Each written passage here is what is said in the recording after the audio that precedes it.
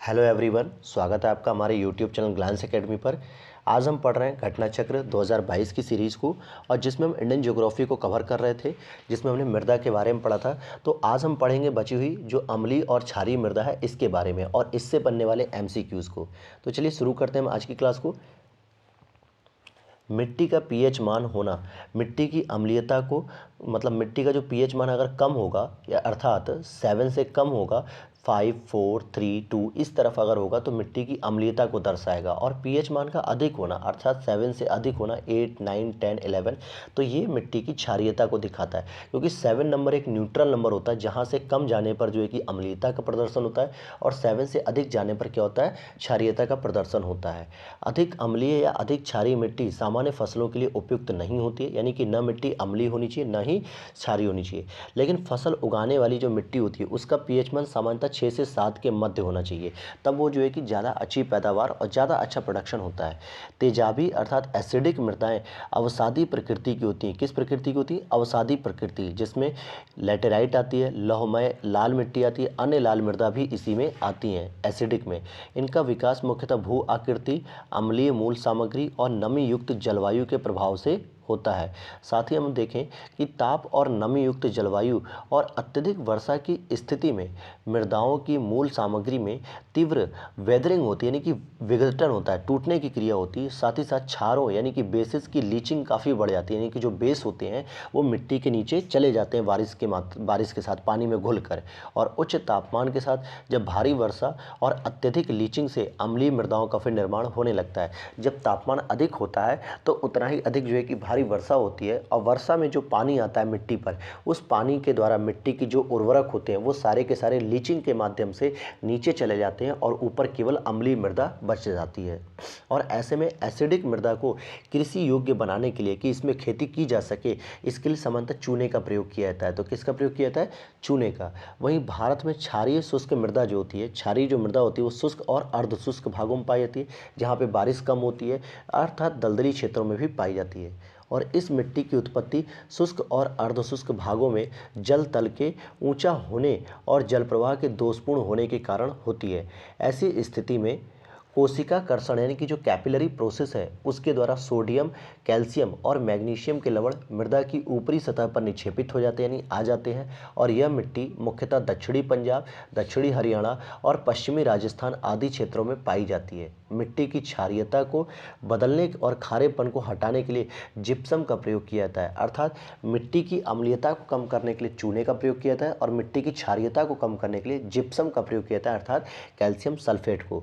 चूने की लीचिंग के लिए कम से कम 1 फीट जल की भी आवश्यकता रहती है। अगर चूने को आप लीचिंग करना चाहते हैं, चूने को नीचे भेजना चाहते हैं, तो कम से कम 1 फीट जल की आवश्यकता होती है।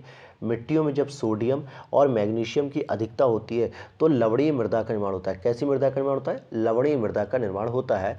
और भारत में सर्वाधिक जो लवणीय प्रभावी मृदा का क्षेत्र है वो गुजरात है, क्योंकि ये दलदली भाग में ज़्यादा होती है।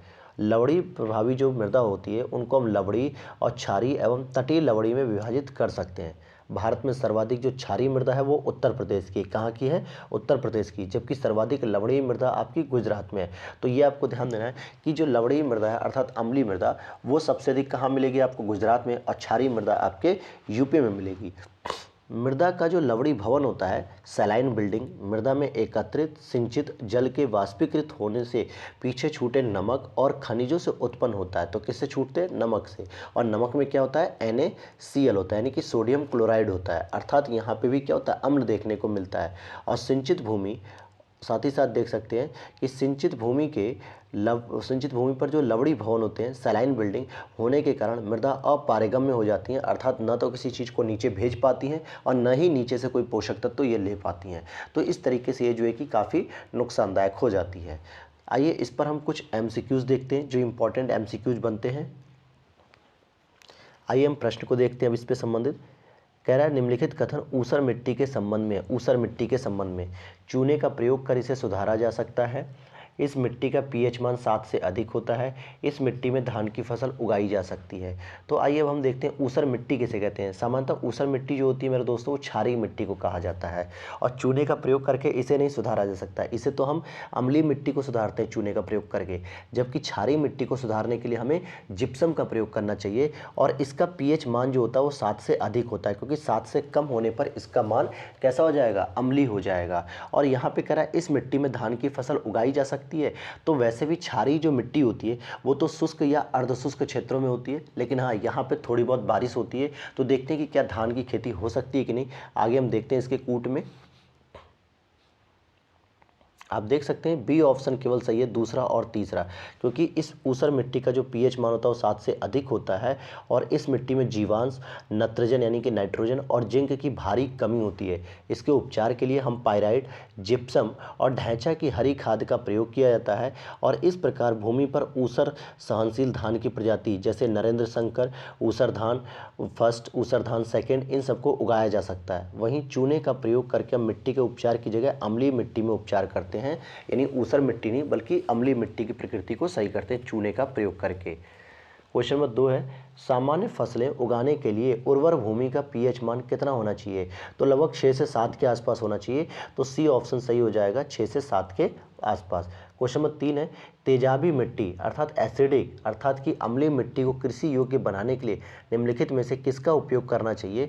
तो देखिए जिप्सम का प्रयोग नहीं, जिप्सम तो जो है कि क्षारीय मिट्टी के लिए होता है। लाइम जो होता है ना, चूना, जो लाइम सोडा होता है यानी कि चूना पानी, इसकी हम बात कर रहे हैं। तो चूने के द्वारा जो है कि हम अम्लीय मिट्टी को सही कर सकते हैं। क्वेश्चन नंबर 4 है, मिट्टी में खारापन एवं क्षारीयता की समस्या का समाधान क्या किया जा सकता है। शुष्क कृषि विधि द्वारा या खेतों में जिप्सम का प्रयोग करके, वृक्षारोपण करके या समुच्च रेखाओं के अनुसार कृषि करके। तो जो खारापन और जो क्षारीयता होती है इसकी समस्या के समाधान के लिए हमें जिप्सम का प्रयोग करना चाहिए, जिप्सम का प्रयोग करना चाहिए। क्वेश्चन नंबर 5 है, इसका उपयोग मिट्टी की लवणता और क्षारीयता की समस्या का दीर्घकालिक हल है। तो जिप्सम, अगर आप जिप्सम का प्रयोग कर रहे हैं तो लॉन्ग रूप में या दीर्घकालीन रूप में लवणता और क्षारीयता की समस्या देखने को हमें नहीं मिलेगी, उसका समाधान हो जाएगा। क्वेश्चन नंबर 6 है, भारत में सर्वाधिक क्षारीय क्षेत्र पाया जाता है कहाँ पे। क्षारीय जो एरिया होता है वो भारत के उत्तर प्रदेश में पाया जाता है, जबकि जो लवणीय क्षेत्र होता है, अम्लीय क्षेत्र, वो हमारे गुजरात में पाया जाता है। क्वेश्चन नंबर 7 हम देखते हैं, भारत में लवणीय मृदा का सर्वाधिक क्षेत्रफल कहाँ पे है। तो गुजरात में, और क्षारीय मृदा का क्षेत्रफल उत्तर प्रदेश में है। क्वेश्चन नंबर 8 है, लवण प्रभावित मृदाओं का क्षेत्रफल, जो सर्वाधिक क्षेत्रफल है वो कहाँ मिलेगा। जो लवण से प्रभावित क्षेत्रफल है वो हो जाएगा आपके गुजरात में। तो गुजरात में लवण प्रभावित मृदाओं का क्षेत्रफल ज़्यादा मिलेगा। क्वेश्चन नंबर 9 हम करेंगे, मृदा का लवणीय भवन मृदा में एकत्रित सिंचित जल के वाष्पीकृत होने से पीछे छूटे नमक और खनिजों से उत्पन्न होता है। तो सिंचित भूमि पर लवणीकरण का क्या प्रभाव पड़ता है। यह फसलों के उत्पादन में अत्यधिक वृद्धि लाता है, गलत। यह कुछ मृदाओं को अपारगम्य बनाता है, बिल्कुल सही बात है। यह भौम जल स्तर को ऊपर ले आता है, यह भी गलत है। यह मृदाओं के वायु अवकाशों को जल से भर देता है, यह भी गलत है। यह अपारगम्य बना देता है, बल्कि जो है कि न तो पोषक तत्व तो ऊपर आ सकते हैं और न ही जल नीचे जा सकता है। तो बी ऑप्शन सही हो जाएगा।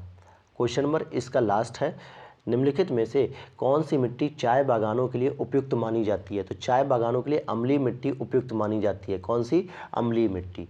आइए अगला हम देखते हैं इसी से कि मृदा अपर्दन और मृदा सुधार, यानी कि कैसे मृदा का अपर्दन हो रहा है और उसमें कैसे हम सुधार कर सकते हैं। अपर्दन का मतलब होता है मृदा का विनाश होना, यानी कि मृदा का क्षरण होना, जो कि एक अच्छी क्वालिटी की मृदा नहीं हो पाती है। तो हम देखते हैं कैसे इसका क्षरण होता है।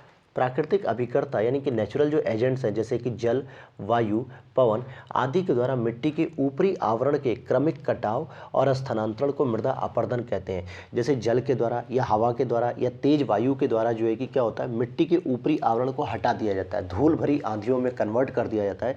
इससे मिट्टी का अपर्दन होता है, सॉइल इरोजन कहते हैं इसको हम। मृदा अपर्दन के कई और भी कारक होते हैं, जिसमें निर्वनीकरण होता है, अर्थात जंगलों को काटना, अत्यधिक पशुचारण, अर्थात अत्यधिक पशुचारण होगा, ग्रेजिंग होगी तो कहीं ना कहीं पेड़ पौधे समाप्त होंगे, झूम कृषि, जिसमें कृषि करने के लिए क्या होता है, हम जंगलों को काटते हैं और मिट्टी को खेती योग्य बनाते हैं, अवैज्ञानिक कृषि पद्धति, परिवहन, यानी जगह जगह जो हम हाईवे निकालते हैं, इंफ्रास्ट्रक्चर डेवलप करते हैं, इसलिए हम खेतों को जो है कि क्या करते हैं, रोड में कन्वर्ट कर देते हैं। एवं संचार साधनों का द्वारा प्राकृतिक अफवाह का अपवर्तन और अवरोध तथा अंधाधुंध खनन, जो हम खनन कर रहे हैं, ये सभी प्रमुख कारण हैं जिसकी वजह से मृदा का अपरदन देखने को मिलता है। भारत में मृदा अपरदन से सर्वाधिक प्रभावी जो क्षेत्र है वो कौन सा, चंबल और यमुना नदियों के उत्खात की भूमि क्षेत्र, जिसको हम बीहड़ भी कहते हैं। साथ ही साथ पश्चिमी हिमालय का गिरिपदी क्षेत्र जो शिवालिक पहाड़ियों के पाद क्षेत्र में स्थित होता है, छोटा नागपुर का पठार, ताप्ती से साबरमती घाटी तक का क्षेत्र, महाराष्ट्र की काली मिट्टी का क्षेत्र, हरियाणा, राजस्थान और गुजरात के शुष्क क्षेत्र इत्यादि ये प्रमुख है जहां पर हमें क्या देखने को मिलता है, मृदा का अपरदन देखने को मिलता है। भारत में चंबल नदी घाटी के क्षेत्र में खो खड्डों का निर्माण अवनलिका अपरदन के कारण हुआ है। अर्थात यहाँ पे जो घाटियों का निर्माण हुआ है शुष्क रूप में, वो अवनलिका अपरदन के कारण ही हुआ है। अर्थात अपरदन से ही तो मिट्टियाँ जो है कि खराब हो रही हैं। अवनलिका अपरदन सामान्यतः तीव्र ढालों पर होता है। वर्षा से गहरी हुई अवनलिका कृषि भूमियों को छोटे छोटे टुकड़ों में खंडित कर देती हैं, जिससे वे कृषि के लिए अनुपयुक्त हो जाते हैं। और जिस प्रदेश में अवनलिकाएं और बीहड़ अधिक संख्या में होते हैं उसे हम उत्खात भूमि स्थलाकृति कहते हैं। और मृदा अपरदन प्रक्रियाओं की क्रमिक अनुक्रम इस प्रकार है कि कैसे जो है कि मृदा अपरदन होता है। तो सबसे पहले जो होता है आपका, वो होता है स्प्लैश इरोजन, यानी अस्फाल, यानी बूंद अपरदन जिसे हम कहते हैं। वर्षा की बूंदों के मिट्टी पर आघात से मृदा कणों के पृथक्करण को अस्फाल या बौछार या बूंदा घाट जो है कि अपरदन के नाम से जाना जाता है। जैसे एक एक जगह पे जब बूंद गिरती रहेगी इसी पर्टिकुलर जगह पे ऊपर से, तो ये पूरी की पूरी मिट्टी क्या होगी, खराब हो जाएगी यहाँ पे। दूसरा हम देखते हैं परत अपरदन, यानी कि सीट अपरदन। तो सबसे पहले तो आता है बूंद का अपरदन। फिर इसके बाद क्या होता है, जब मिट्टी जल के साथ बहने लगती है, पहले बूंदों से क्या होती है, बौछार से झेलती है, फिर उसके बाद मिट्टी जल के साथ बहने लगती है, तो इसको परत अपरदन कहते हैं। फिर आता है आपका रिल अपरदन, जब मिट्टी में छोटी एवं कम गहरी नलियाँ बन जाती हैं, नालियाँ टाइप की बन जाती हैं, आप खेतों में जाके देखोगे तो ऐसा ही दिखता है। और फिर चौथा आता है अवनलिका अपरदन, जिसको हम गली इरोजन भी कहते हैं, जब रिल अपरदन की नालियाँ बड़ी एवं विस्तृत हो जाती हैं। फिर आता धारा चैनल अपरदन, यानी स्ट्रीम चैनल, जब जल एक मोटी धारा के रूप में प्रवाहित होने लगता है और चैनल को तब तक अपरदित करता है जब तक कि वह स्थिर ढाल प्राप्त नहीं कर लेता, तो बहुत अधिक नुकसान होता है इससे। और हम आगे देखते हैं सोरघम। सोरघम यानी ज्वार को किसी अन्य फसल की तुलना में भूमि अपरदन के लिए अधिक उत्तरदायी माना जाता है। यानी सोरघम क्या करता है, भूमि अपरदन के लिए एक कारक होता है। मृदा के संरक्षण के संबंध में प्रचलित पद्धतियों में से सस्यावर्तन, वेदिका निर्माण और वायु रोध को भारत में उपयुक्त माना जाता है। अर्थात ऐसी खेती करनी चाहिए जो वेदिका निर्माण का प्रयोग करे, वायु रोध का प्रयोग करे। इनके द्वारा जो है कि भूमि अपरदन को रोका जा सकता है। वहीं मृदा सुधार के अंतर्गत फसल चक्र अपनाना चाहिए, मिश्रित खेती अपनाना चाहिए और बहुफसली खेती का भी प्रयोग किया जाना चाहिए, जिससे मृदा की उर्वरता को पोषित किया जा सकता है, मृदा की उर्वरता को बनाए रखा जा सकता है। तो आइए इससे संबंधित कुछ एमसीक्यूज देखते हैं हम लोग। भारत में निम्न में से किस क्षेत्र में मृदा अपरदन की समस्या ज़्यादा गंभीर है? तो शिवालिक पहाड़ियों के पाद क्षेत्र में जो है कि ज़्यादा गंभीर देखी जाती है। बी ऑप्शन सही हो जाएगा। आप देख सकते हैं कि दिए गए विकल्पों में से शिवालिक पहाड़ियों के पाद क्षेत्र में मृदा अपरदन की समस्या ज़्यादा गंभीर है। और इसके अतिरिक्त भारत में मृदा अपरदन से सर्वाधिक प्रभावी क्षेत्र कौन से हैं? चंबल और यमुना नदियों की उत्खात भूमि क्षेत्र, पश्चिमी हिमालय का गिरिपदी क्षेत्र, छोटा नागपुर का पठार, चौथा ताप्ती और साबरमती घाटी के क्षेत्र भी, जिसको मालवा पठार आदि कहते हैं, पाँचवा होता है महाराष्ट्र की काली मिट्टी, छठा होता है हरियाणा, राजस्थान, गुजरात के शुष्क क्षेत्र जहाँ पे सूखी भूमि रहती है। क्वेश्चन नंबर सेकंड है, भारत का कौन सा क्षेत्र मृदा अपरदन यानी इरोजन से अत्यधिक प्रभावित है? तो ये चंबल की घाटी, उत्तर प्रदेश की तराई नहीं बल्कि चंबल की घाटी जो कन्नौज, इटावा आसपास इधर प्रभावित ज़्यादा करती है। क्वेश्चन नंबर 4 है, क्वेश्चन नंबर 3, मध्य प्रदेश निम्नलिखित में से किस जिले में, मध्य प्रदेश के किस जिले में मृदा अपरदन की समस्या ज़्यादा देखने को मिलती है? तो मुरैना में जो है कि ज़्यादा देखने को मिलती है। क्वेश्चन नंबर 4 है, चंबल घाटी के खो खड्डों के निर्माण का कारण निम्नलिखित में से किस प्रारूप का अपरदन है? तो यहाँ पे अवनलिका अपरदन के रूप में जो है कि ज़्यादा प्रॉब्लम आ रही है, यानी गली इरोजन के रूप में इसको हम जानते हैं। किसके इरोजन के रूप में? गली इरोजन के रूप में। क्वेश्चन नंबर 5 है, मृदा अपरदन की प्रक्रियाओं को सही क्रम से पहचानिए। तो सबसे पहले तो बूंद अपरदन होता है, फिर परत अपरदन होता है, फिर रेल अपरदन होता है और फिर उसके बाद आपका अवनलिका अपरदन होता है। तो ए ऑप्शन सही हो जाएगा। क्वेश्चन नंबर 6 हम देखते हैं, कृषि भूमि में किसके पौधे उगाने से भूमि का अपरदन अधिकतम तीव्रता से होता है? तो सोरघम जो ज्वार होता है, इसको अगर हम उगाते हैं तो कृषि का अपरदन यानी कि मिट्टी का अपरदन बहुत तेज़ी से होता है। और साथ ही साथ ध्यान दीजिएगा, जो प्रश्नगत फसलों में अगर हम क्लोवर की बात करेंगे तो क्लोवर से सबसे कम भूमि अपरदन होता है। कौन सा तरीका मिट्टी की उर्वरता प्राप्त करने का नहीं है? आप मिश्रित खेती कर सकते हैं, बहुफसली कर सकते हैं और फसल चक्र कर सकते हैं, लेकिन बीज को अगर आप संशोधित करेंगे, केवल बीज में अपडेशन लाएंगे या यूँ कहें कि हाई एल्डेड जो बीज बनाते हैं हाई क्वालिटी के, तो उससे मिट्टी की उर्वरता प्राप्त नहीं की जा सकती। केवल उससे प्रोडक्शन तो बढ़ सकता है लेकिन उर्वरता नहीं। फसल चक्र आवश्यक होता है पादपों में प्रोटीन वृद्धि के लिए, विभिन्न फसलों की प्राप्ति के लिए, मृदा की उर्वरा शक्ति वृद्धि के लिए या मृदा की नमी को बनाए रखने के लिए। तो सी ऑप्शन से हो जाएगा कि मृदा की उर्वरा शक्ति बनाए रखने के लिए फसल चक्र आपके लिए आवश्यक हो जाता है। क्वेश्चन नंबर 9 है, मृदा संरक्षण के संदर्भ में निम्नलिखित प्रचलित पद्धतियों पर विचार कीजिए। सस्यावर्तन अर्थात फसलों की हेरफेर, बालू की बाढ़, वेदिका वायु और वायुरोध। तो लिख रहा है मृदा संरक्षण के निम्नलिखित में से कौन सी विधियाँ उपयुक्त समझी जा सकती है? तो देखिए, सस्यावर्तन सही है, वेदिका निर्माण भी ठीक है, वायुरोध भी सही है, लेकिन बालू की बाढ़ नहीं, क्योंकि बालू की बाढ़ क्या होगी, एक ही हवा के झोंके में गिर जाएगी। यानी बालू से जो है कि एक दीवार बनाना, और बालू से दीवार बनना इतना आसान नहीं है। तो 1 3 4 यह ऑप्शन सही माने जाएंगे और 1 3 4 आपका सी ऑप्शन सही हो रहा है। नेक्स्ट प्रश्न है, भारत में मृदा अपक्षय समस्या निम्नलिखित में से किससे संबंधित है? वेदिका कृषि से, उष्णकटिबंधीय मानसून जलवायु से और वन उन्मूलन से। तो आप देखेंगे कि वेदिका कृषि तो जो है कि संरक्षण काम करती है, अपक्षयन का काम नहीं करती, और जलवायु का प्रभाव इससे अप्रत्यक्ष रूप से होता है। लेकिन वन उन्मूलन अगर आप देखेंगे तो ये सबसे इम्पॉर्टेंट कारण बनता है। ठीक है, सबसे इम्पॉर्टेंट कारण बनता है। क्वेश्चन में 11 है, मृदा अपरदन को रोका जा सकता है वनस्पति के उन्मूलन द्वारा, पक्षियों की संख्या में वृद्धि करके, अति चराई द्वारा या वनारोपण द्वारा। तो वनों को रोपने के द्वारा, सी ऑप्शन के द्वारा हम मृदा के अपरदन को रोक सकते हैं।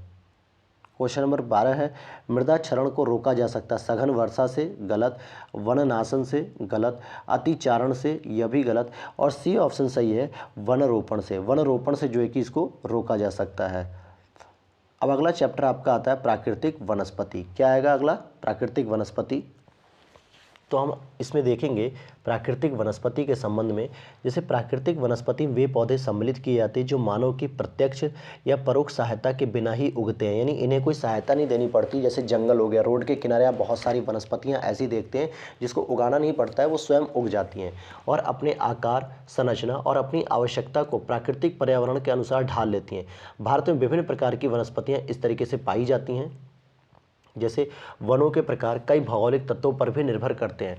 जैसे वन का प्रकार कैसा हो सकता है कि सघन होगा या नॉर्मल होगा या बहुत घना होगा। तो ये चीज़ें जो निर्भर करती हैं वो वर्षा पे निर्भर करती है, तापमान पे, आर्द्रता पे, मिट्टी पे, समुद्र तल से ऊंचाई और भूगर्भिक संरचना, इन सभी पर ही निर्भर करती है। और इस आधार पे हमने वनों के वर्गीकरण को निम्नलिखित रूप से समझा है। जैसे नंबर 1 हो जाएगा आपका उष्ण कटिबंधीय सदाबहार और अर्ध सदाबहार वन जो 0 से 10 डिग्री के बीच में पाए जाते हैं। दूसरे उष्ण कटिबंधीय पर्णपाती वन जो 10 से 30 डिग्री के बीच में पाए जाते हैं। और उष्ण कटिबंधीय कटीले वन जो इसी जोन में होते हैं लेकिन रेगिस्तानी क्षेत्रों में होते हैं। और 4 नंबर पे वेलांचली या अनूप वन जो समुद्र के तट के किनारे होते हैं दलदली क्षेत्रों में। और 5वां होता है पर्वतीय वन जो पर्वतीय हिमालय क्षेत्रों में देखने को मिलते हैं। तो इस तरीके से 4 से 5 विभाजन हमने इसका किया है। पहला देखते हैं उष्ण कटिबंधीय सदाबहार अर्थात अर्ध सदाबहार वन। तो ये वन भारत के अत्यधिक आर्द्र और उष्ण भागों में मिलते हैं। कहाँ पर मिलते हैं? आर्द्र और उष्ण भागों में, यानी कि गीले भाग और गर्मी वाले भाग। इन क्षेत्रों में औसत वार्षिक वर्षा 200 होती है, 200 सेंटीमीटर से अधिक, और सापेक्ष आर्द्रता कितनी होती है? 70% से अधिक होती है। इन क्षेत्रों में अगर हम देखें तो इन क्षेत्रों में औसत तापमान 22 डिग्री सेल्सियस से अधिक रहता है। उच्च आर्द्रता तथा तापमान के कारण ये वन बड़े सघन और ऊंचे होते हैं। कैसे होते हैं? सघन और ऊंचे होते हैं। विभिन्न जाति के वृक्षों के पत्तों के गिरने के समय भिन्न भिन्न होता है, अलग अलग होता है। जैसे और इसी कारण इस वन को सदाबहार वन कहा जाता है, क्योंकि इसमें अलग अलग पेड़ों में अलग अलग समय पे जो है कि पत्ते गिरते हैं, पत्ते फलते हैं, फूल निकलते हैं, फल निकलते हैं। इसीलिए कहीं ना कहीं इसमें हमेशा हरियाली होती है।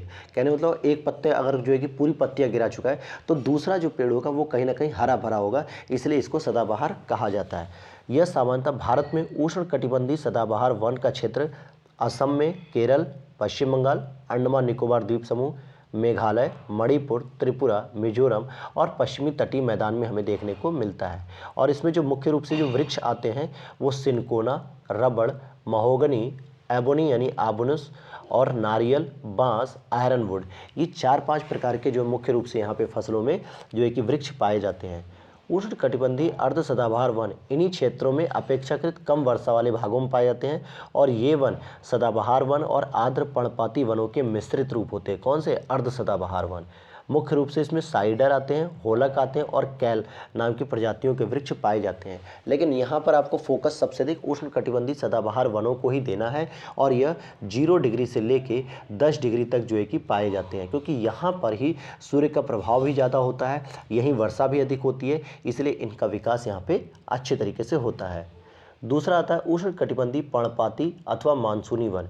ये वन भारत में बहुतायत में पाए जाते हैं, इन्हें मानसूनी वन भी कहा जाता है। 70 से 200 सेंटीमीटर वार्षिक वर्षा वाले क्षेत्रों में ये पाए जाते हैं। जल की उपलब्धता के आधार पर इन वनों को हम उष्णकटिबंधीय आर्द्र पर्णपाती और उष्णकटिबंधीय शुष्क पर्णपाती, आर्द्र का मतलब जहाँ पे थोड़ी वर्षा ज़्यादा होती है, मॉइस्चर होता है, और शुष्क वाले में क्या होता है? जहाँ पे वर्षा बहुत कम देखने को मिलती है।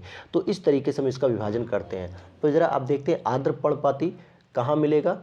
जैसे उत्तर पूर्वी राज्यों में, हिमालय के गिरिपथ क्षेत्र में, पश्चिम घाट के पूर्वी ढालों में और ओडिशा में, क्योंकि यहाँ पे थोड़ी बारिश की स्थिति बनी रहती है, जिसमें साल, सागवान, शीशम, महुआ, आंवला, कुसुम, चंदन आदि वृक्ष भी यहाँ पर पाए जाते हैं। लेकिन वहीं उष्णकटिबंधीय शुष्क पर्णपाती वन भारत के उन क्षेत्रों में पाए जाते हैं जहाँ वर्षा 70 से 100 सेंटीमीटर के बीच में होती है। ये वन सामान्यतः प्रायद्वीपीय पठार के अधिक वर्षा वाले क्षेत्रों और उत्तर प्रदेश और बिहार के मैदानी भागों में पाई जाती है। ठीक है, और इसमें अगर आप देखोगे मुख्य रूप से तो अक्सलवुड, तेंदू, पलास, अमलतास, खैर, पीपल, नीम, साल आदि के वृक्ष जो है कि इसमें देखने को हमें मिलते हैं। नेक्स्ट आता है कैटेगरी उष्णकटिबंधीय कटीले वन। ये वन भारत के उन क्षेत्रों में पाए जाते हैं जहाँ पे वर्षा 70 सेंटीमीटर से भी कम होती है। प्राकृतिक वनस्पति के रूप में कटीले वन, झाड़ियाँ और कई प्रकार की घासें भी इसमें पाई जाती हैं। ये मुख्यतः कहाँ पाई जाएगी? भारत के उत्तर पश्चिमी भागों में मिलते हैं, जिसमें दक्षिण पश्चिम पंजाब, हरियाणा, राजस्थान, गुजरात, छत्तीसगढ़, मध्य प्रदेश और उत्तर प्रदेश के अर्धशुष्क क्षेत्रों में मिलते हैं। अकासिया, खजूर, यूफोरोबिया, बबूल, बेर, नागफनी, ये मुख्य रूप से जो कटीले वृक्ष होते हैं, यही इसकी क्या होती है? मुख्य रूप से वृक्ष होते हैं, इसकी विशेषता होती है। और नेक्स्ट है 4 कि वेलांचली या अनूप वन, इन्हें क्या कहते हैं? लिटरल या स्वैम्स, मतलब अनूप वन मतलब होता है जो दलदली क्षेत्र होते हैं उसमें पाए जाते हैं। भारत में अगर हम इसको आगे पढ़ें कि भारत में वेलांचली या अनूप वनों का जो क्षेत्र होता है या विकास होता है, मुख्यतः आर्द्रभूमि क्षेत्रों, डेल्टाई क्षेत्रों और समुद्र तटीय क्षेत्रों में होता है। यानी जहाँ पे वर्षा अधिक होती है या जहाँ पे डेल्टा या समुद्र तटीय क्षेत्र होता है, जहाँ दलदली क्षेत्र होता है, वहाँ इनका विकास ज़्यादा होता है। आर्द्रभूमि क्षेत्र के अंतर्गत जैसे दक्षिण में दक्कन पठार के जलाशय आते हैं और दक्षिण पश्चिम तटीय क्षेत्र की लैगून व अन्य आर्द्र भूमि आती है। राजस्थान जैसे गुजरात हो गया, कच्छ के लवड़ी जल, वहीं गुजरात के पूर्व से राजस्थान आते हैं और मध्य प्रदेश। भारत के पूर्वी तट पर डेल्टाई आर्द्र भूमि और लैगून झील जिसमें चिल्का आ जाती है। गंगा के मैदानी भाग में स्थित ताजे पानी के दलदली क्षेत्र भी आते हैं और ब्रह्मपुत्र घाटी में बाढ़ के मैदान तथा उत्तर पूर्वी भारत और हिमालय गिरिपथी क्षेत्र में स्थित दलदली व अनूप क्षेत्र, जम्मू और कश्मीर तथा लद्दाख की पर्वतीय झीलें, नदियाँ, अंडमान निकोबार द्वीप समूह के मैंग्रोव वन और अन्य आर्द्र भूमियाँ भी इसमें शामिल होती हैं। अच्छा, मैंग्रोव वनस्पति की बात करते हैं तो मैंग्रोव वनस्पति लवड़ी और दलदली ज्वारी क्रीक पंक मैदानों में ज्वार नदमुख के तटीय क्षेत्रों में पाए जाते हैं, जिनकी जड़ें पानी में डूबी रहती हैं। तो हम देखते हैं कि मैंग्रोव जो वनस्पतियाँ होती हैं उनकी जड़ें क्या होती हैं? पानी में डूबी हुई रहती हैं। और भारत में मैंग्रोव वनस्पतियों का अत्यधिक विकास सबसे अधिक कहाँ हो रहा है? पश्चिम बंगाल में होता है। उसके सुंदरबन डेल्टा क्षेत्र जो होता है, जो गंगा और ब्रह्मपुत्रा नदियों के संगम से सुंदरबन डेल्टा का जो निर्माण होता है वहाँ पर, साथ ही साथ अंडमान निकोबार द्वीप समूह में भी। और ये वनस्पतियाँ महानदी, गोदावरी, कृष्णा, कावेरी नदियों के डेल्टाई भाग में भी मिलती हैं। तो मुख्यतः विशेषता क्या है कि ये डेल्टाई क्षेत्रों में ही मिलती हैं, कभी भी ज्वार नदमुख क्षेत्रों में नहीं मिलती हैं। सुंदरबन में सुंदरी वृक्ष की बहुलता होने के कारण ही इसका नाम सुंदरवन रखा गया है। अच्छा, अगला जो है कि पार्ट हमारा पर्वतीय वन का है। पर्वतीय क्षेत्रों में ऊंचाई में वृद्धि के साथ तापमान में आने वाली कमी के साथ साथ प्राकृतिक वनस्पति के वितरण में भी परिवर्तन होता है। जैसे जैसे आप पहाड़ों पर चढ़ते जाएंगे, ऊंचाई में वृद्धि होगी, तो आपके तापमान में कमी आने लगेगी, यानी कि गर्मी का प्रभाव कम होगा और उसकी वजह से वनस्पतियों में भी परिवर्तन देखने को मिलता है। जैसे पर्वतीय वन को पर्वतीय उपोष्ण कटिबंधीय वन भी, पर्वतीय समशीतोष्ण वन भी कहते हैं, और उप अल्पाइन वन और अल्पाइन वन के रूप में भी विभाजित किया जाता है। होता क्या है, पर्वतीय जो वन होते हैं यहाँ पे चौड़ी पत्ती वाले वन, पाइन एवं शुष्क सदाबहार वन भी पाए जाते हैं। और चौड़ी पत्ती वाले वन जो होते हैं पूर्वी हिमालय और पश्चिमी घाट के साथ साथ शांत घाटी में भी पाई जाते हैं। साइलेंट वैली कहाँ पे होती है, जो आपके केरल में होती है। शांत घाटी में जहाँ पे इस प्रकार के वनों में पुंजपार, दालचीनी, रोडेंड्रोन, सुगंधित घासें ये सारी की सारी पाई जाती हैं। वहीं पूर्वी हिमालय में oak, alder, chestnut, birch, cherry जैसे वृक्षों की जो है कि बहुलता यहाँ पे देखने को मिलती है। ठीक है, तो ये चीज़ें यहाँ पर थी। तो चलिए, ये तो हमने पढ़ा अब इसके बारे में। अब इससे हम संबंधित कुछ जो है कि प्रश्न बनते हैं उसको हम देखते हैं कि भोजपत्र वृक्ष कहाँ मिलता है। अरावली पर्वतमालाओं में, हिमालय में, नीलगिरी श्रृंखलाओं में या विंध्य पर्वतमाला में। तो बी ऑप्शन सही हो जाएगा कि हिमालय पर्वत श्रृंखला में भोजपत्र जो है कि मिलता है। अच्छा, भोजपत्र का क्या काम होता था कि प्राचीन समय में जो है कि इस पर कोई भी अपना लेख लिखने के लिए प्रयोग किया जाता था, जिसको हम ताम्रपत्र होते हैं, भोजपत्र होते हैं, इस तरीके से जो है कि इन पर लेख लिखने के लिए काम किया जाता था। ठीक है, तो भोजपत्र को ही जो है कि हम बर्च का वृक्ष भी कहते हैं, जो हिमालय में सामान्यतः पाया जाता है। चलिए नेक्स्ट क्वेश्चन देखते हैं। क्वेश्चन नंबर 2 देखते हैं। यहाँ पे कत्था बनाने हेतु किस पेड़ की लकड़ी का प्रयोग किया जाता है। कत्था के लिए तो खैर को जो है कि प्रयोग किया जाता है। बी ऑप्शन सही हो जाएगा, खैर। खैर के वृक्षों से जो है कि कत्था बनाया जाता है। क्वेश्चन नंबर 3 है, भारत में निम्नलिखित में से किस प्रकार का वन सर्वाधिक वृहद क्षेत्रों में पाया जाता है। तो उष्ण कटिबंधीय आर्द्र पर्णपाती वन, क्योंकि इसकी जो विशेषता है वो 10 डिग्री से लेकर 30 डिग्री नॉर्थ तक जो है कि विशेषता इसकी पाई जाती है, और हमारे भारत का मुख्य विस्तार भी तो यहीं के क्षेत्रों में देखने को ज़्यादा मिलता है। क्वेश्चन नंबर 4 है, सागौन तथा साल किसके उत्पाद, यानी कि सागौन तथा साल जो वृक्ष हैं वो कौन से पर्णपाती में आते हैं। तो उष्ण कटिबंधीय शुष्क पतझड़ वन में आते हैं, पतझड़ी वन में आते हैं। क्वेश्चन नंबर 5 है, हिमालय की पहाड़ी श्रृंखला में ऊंचाई के साथ साथ निम्न कारणों से वनस्पति में परिवर्तन आता है। तापमान में गिरावट, बिल्कुल तापमान कम होगा, तापमान कम होगा तो वर्षा में बदलाव भी होगा, और मिट्टी का अनउपजाऊ होना और तेज हवाएं। तो देखिए, तेज हवाओं से कोई मतलब नहीं पड़ता, कोई फर्क नहीं पड़ता, बल्कि 1, 2 और ऑप्शन बिल्कुल सही रहेंगे। तीसरे ऑप्शन के लिए हम देखते हैं, कूट में दिया होगा तो बिल्कुल तीसरा ऑप्शन भी दिया है कूट में, तो हम 1, 2, 3 तीनों को ही मानेंगे, लेकिन तेज हवाओं का यहाँ पे कोई भी योगदान नहीं होता है। क्वेश्चन नंबर 6 है, पूर्वी हिमालय की तुलना में ट्री लाइन का ऊंचाई मान पश्चिमी हिमालय में अधिक होता है। क्या होता है, कम होता है कि अधिक होता है। तो ट्री लाइन की जो ऊंचाई का मान होता है वो पूर्वी हिमालय की तुलना में पश्चिमी हिमालय में कम देखा जाता है, कि कम ऊंचाई पर ही जो है कि वहाँ पे वृक्षों का विकास होने लगता है। क्वेश्चन नंबर 7 है, पश्चिमी हिमालय संसाधन प्रदेश के प्रमुख संसाधन है। पश्चिमी हिमालय संसाधन प्रदेश के जो प्रमुख संसाधन है वो कैसे होते हैं, वन, क्योंकि हिमालयों में तो मुख्य रूप से वन ही देखने को मिलते हैं हमें। क्वेश्चन नंबर 8 है, पश्चिमी हिमालय की शीतोष्ण पेटी यानी टेम्परेट जोन में निम्नलिखित में से किस एक वृक्ष का बाहुल्य ज़्यादा देखने को मिलता है। तो देवदार के वृक्ष हमें ज़्यादा देखने को मिलते हैं हिमालयी क्षेत्रों में। क्वेश्चन नंबर 9 देखते हैं हम, निम्नलिखित में से राज्यों में से किस राज्य में सिनकोना वृक्ष नहीं उगता है। तो सिनकोना वृक्ष आपके छत्तीसगढ़ में नहीं उग सकता, बाकी हर जगह जो है कि उगाया जाता है, जैसे पश्चिम बंगाल, केरल, असम, इन सभी में देखने को मिलता है। निम्नलिखित में से किसे जंगल की आग कहा जाता है।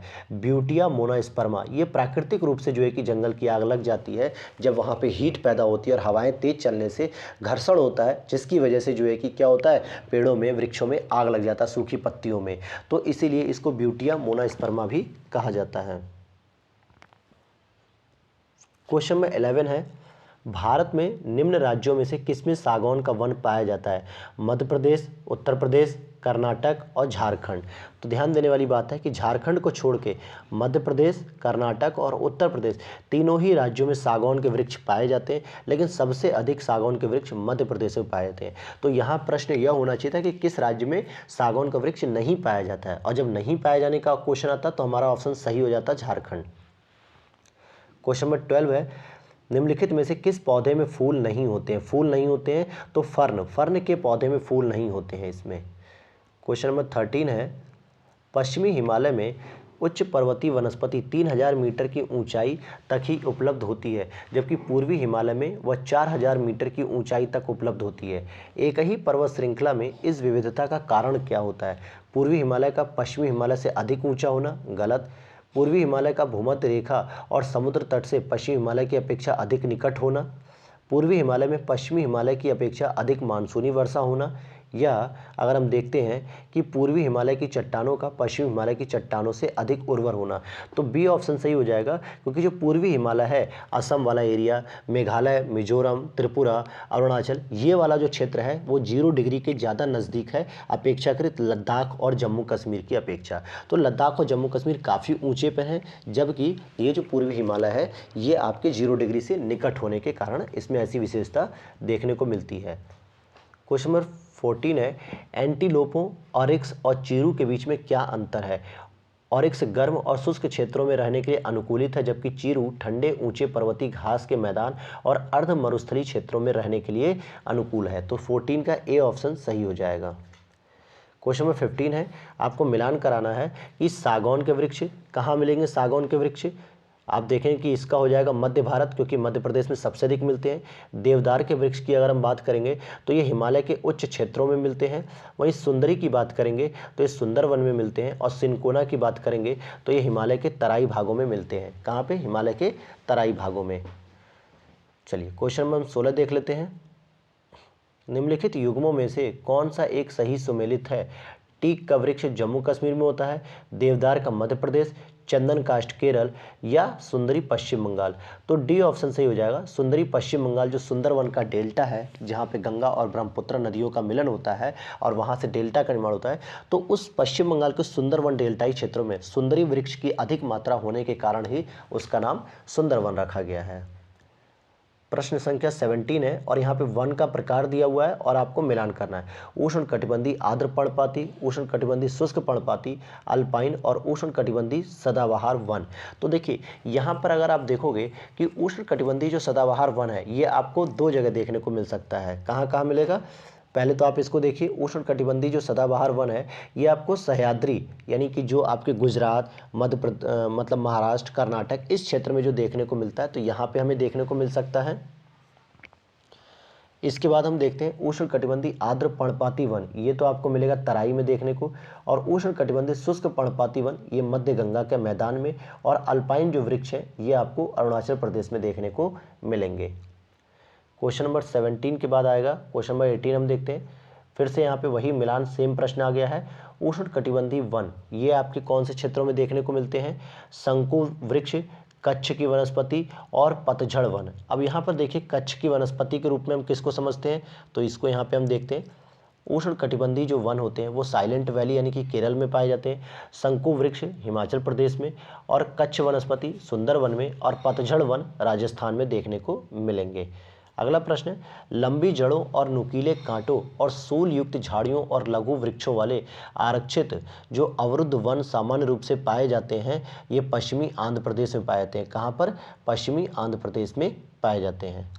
क्वेश्चन नंबर 20 है, निम्न में से कौन सा वृक्ष समुद्र तल से सर्वाधिक ऊंचाई पर पाया जाता है? तो देवदार का वृक्ष पाया जाता है, क्योंकि यही हिमालय में सर्वाधिक ऊंचाई पर इसका विकास होता है। अब यहाँ पे क्वेश्चन नंबर 21 ये इमेज के साथ दिया हुआ है, तो इसके आगे हम चलते हैं। क्वेश्चन नंबर 22, निम्नलिखित में से किस राज्य के वनों का वर्गीकरण अर्ध उष्ण कटिबंधी के रूप में किया जाता है? अर्ध उष्ण कटिबंधी के रूप में मध्य प्रदेश का वर्गीकरण किया जाता है, क्योंकि मध्य प्रदेश को इसी में रखा गया है। अगला प्रश्न है,